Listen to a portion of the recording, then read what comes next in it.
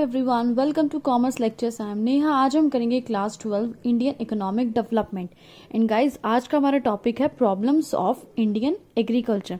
यानी इंडिया में जो एग्रीकल्चर है या फार्मर्स हैं उनको क्या क्या प्रॉब्लम्स फेस करनी पड़ती है। सबसे पहला प्रॉब्लम है हमारा lack of permanent means of irrigations. यानी इरिगेशन के, सिंचाई के अच्छे जो है मीन्स नहीं है हमारे देश में। ठीक है, यही बात मैंने फर्स्ट पॉइंट में लिखी हुई है। सेकेंड पॉइंट है हमारा एग्रीकल्चर जो है वो रेनफॉल पे बहुत ज़्यादा डिपेंड है, बारिश पे बहुत ज़्यादा डिपेंड है। तो अगर अच्छे से बारिश हो जाती है टाइम पे तो क्रॉप प्रोडक्शन जो है, फसलें अच्छी हो जाती है। और बारिश अगर अच्छी नहीं होती है या होती ही नहीं है या हद से ज़्यादा होती है तो हमारी फसलें खराब हो जाती है। नेक्स्ट पॉइंट है deficiency of finance. Deficiency means कमी, फाइनेंस यानी पैसा।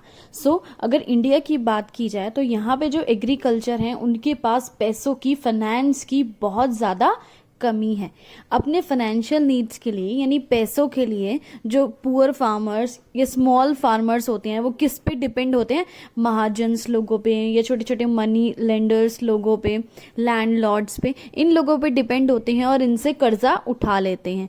और ये जो मनी लेंडर्स या लैंडलॉर्ड्स होते हैं ये क्या करते हैं? बहुत ज़्यादा हाई इंटरेस्ट चार्ज करते हैं, मतलब बहुत ज़्यादा ब्याज पे पैसा देते हैं इन गरीब किसानों को। क्या होता है? हाई कॉस्ट ऑफ बोरोइंग्स, यानी बोरोइंग मतलब पैसा उधार उठाना। तो ये उधार पे जो पैसा उठाते हैं उसकी बहुत ज़्यादा कॉस्ट आती है, ब्याज ही इतना ज़्यादा हो जाता है जिसकी वजह से इनके पास अपने खुद के लिए ही कुछ पैसा नहीं बचता है। जिसकी वजह से क्या होता है, हमारा इंडियन एग्रीकल्चर बहुत स्लो होता जा रहा है, उसकी ग्रोथ जो है वो बहुत कम होती जा रही है क्योंकि फार्मर्स बहुत गरीब हैं यार, उनके पास पैसा ही नहीं है इन्वेस्ट करने के लिए कहीं पे। Next point is conventional outlook. यानी जो हमारे फार्मर्स हैं उनका कन्वेंशनल, बहुत पुराना सा बहुत सोच है। तो इंडियन फार्मर्स क्या करते हैं?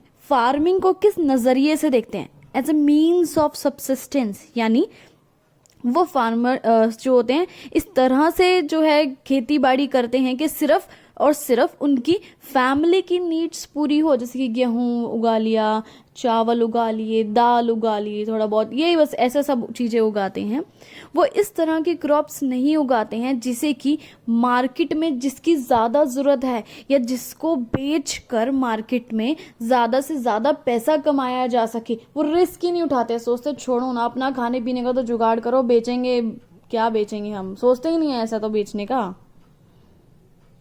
Next point is small and scattered holdings. यानी हमारे देश में क्या है?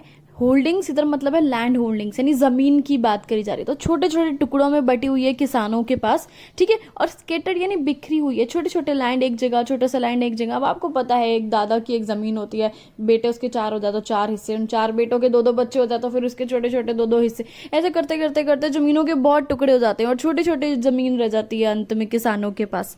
तो क्या होता है, और छोटी छोटी जो ज़मीनें हैं, स्मॉल होल्डिंग्स हैं, इनके ऊपर वो मॉडर्न टेक्नोलॉजी तो यूज़ कर नहीं सकते हैं कि जरा सी ज़मीन है 10-20 हज़ार का फ़ायदा होना है और वहाँ से वो ट्रैक्टर उठा लाए, ठीक है, या हार्वेस्टर उठा लाए, थ्रेशर यूज़ कर रहे हैं, ऐसा कुछ यूज़ कर लें। इतना तो अफोर्ड ही नहीं कर सकते, जिसकी वजह से हमारा एग्रीकल्चर जो है बहुत बैकवर्ड होता जा रहा है और जो हमारे फार्मर्स हैं और ज़्यादा पुअर यानी गरीब होते जा रहे हैं, पॉवर्टी में धंसते चले जा रहे हैं।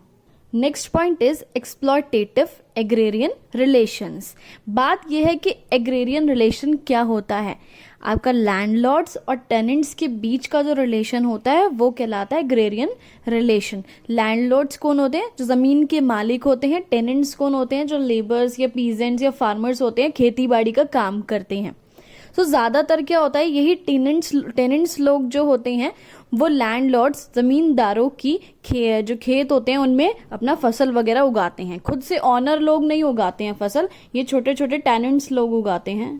और ये जो लैंडलॉर्ड्स होते हैं ये टेनेंट्स को बहुत एक्सप्लॉइट करते हैं, उनका शोषण करते हैं। किस तरह से परेशान करते हैं? उनको जो ज़मीन दी होती है उसके ऊपर बहुत ज़्यादा हाई रेंट लेते हैं, बहुत मोटा मोटा पैसा उठाते हैं और बहुत टाइप के चार्जेस या उनकी फसलों में से कुछ शेयर ले लेते हैं, जिनकी वजह से क्या होता है, ये बेचारे जो टेनेंट्स होते हैं या टेलर्स ऑफ सॉयल होते हैं, इनके पास बहुत कम पैसा बचता है। लिटिल सरप्लस से मतलब है बहुत कम पैसा बचता है कि बस अपना जो बेसिक नीड्स है, अपनी फैमिली का खाना पीना, बस बस यही पूरी कर सके, और पैसा जो है वो कहीं इन्वेस्ट नहीं कर सकते हैं एग्रीकल्चर में कि कुछ मॉडर्न टेक्नोलॉजी ले ली, फर्टिलाइजर, पेस्टिसाइड्स, ये सब चीजें ले ली, वो तो इन्वेस्ट कर ही नहीं सकते, पैसा बचता ही नहीं है इनके पास। नेक्स्ट और लास्ट पॉइंट है हमारा lack of organised marketing system. अब हमारे देश में क्या है, एग्रीकल्चर की अगर बात की जाए तो मार्केटिंग सिस्टम अच्छा है ही नहीं, यानी मतलब अच्छी से ऐसी कोई प्रॉपर जगह है ही नहीं जहाँ पे जो है किसान जाके अपनी फसल बेच दे और उसको ठीक ठाक रेट में मिल जाए। सो एग्रीकल्चर मार्केटिंग सिस्टम की बात करें तो बहुत ज़्यादा ऑर्गेनाइज है, कोई ढंग का सिस्टम ही नहीं है। सो जितने भी छोटे छोटे फार्मर्स होते हैं वो क्या करते हैं, अपने आउटपुट को लोकल मार्केट्स में बेच देते हैं, छोटी मोटी मार्केट्स में बेच देते हैं रिड्यूस रेट, यानी बहुत कम रेट में बेच देते हैं, बहुत घाटे में ही बेच देते हैं। या फिर क्या करेंगे वो छोटे छोटे गरीब फार्मर्स, अपना जितना भी जो क्रॉप्स उन्होंने उगाई है, फसल उगाए हैं, जो महाजन और मनी लेंडर्स, लैंडलॉर्ड्स हमने पढ़े थे ना अभी ऊपर के, जिनसे ये लोग पैसा उठाते हैं, जिनसे ये लोग लोन लेते हैं फसल उगाने के लिए, उन्हीं को जाके बेच देंगे सस्ते दामों में। इनके पास फिर कुछ नहीं बचता, फिर वही गरीब के गरीब रह जाते हैं। तो ये सारी प्रॉब्लम्स है जो इंडियन एग्रीकल्चर को फेस करनी पड़ती है। इस सारी वीडियो खत्म, और thanks for watching this video. Please like share and subscribe.